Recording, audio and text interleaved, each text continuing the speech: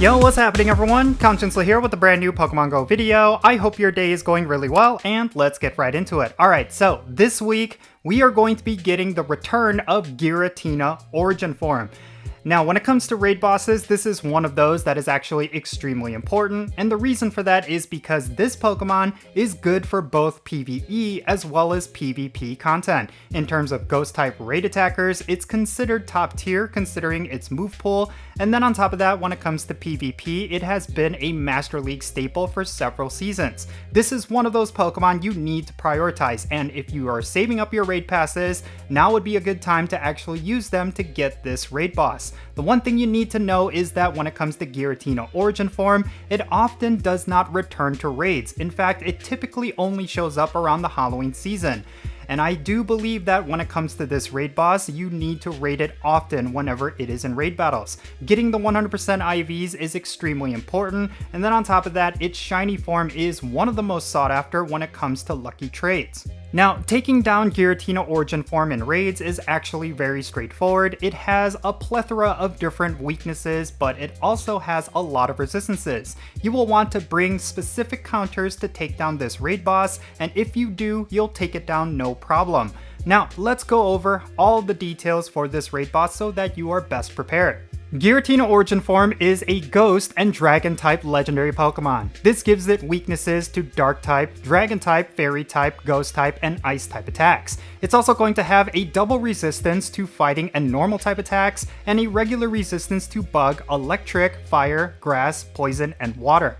Now, getting perfect IVs for Giratina Origin Form is crucial because this Pokemon is really good for both PvP as well as PvE content, and it's very contingent on whether or not it has perfect IVs.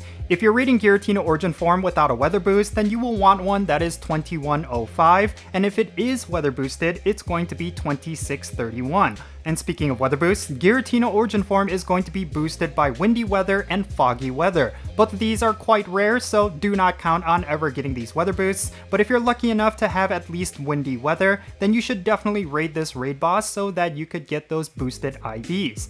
Now, if you want to bring the least number of trainers as possible up against this raid boss, it's definitely doable with just one other trainer, but both of you will need to be at least level 40 with all of your Pokemon maxed out to level 40, and then you will want to have whatever boosts you could bring. That includes party play, the friendship levels, as well as other things like Mega Evolutions. That is how you could actually duo this raid boss.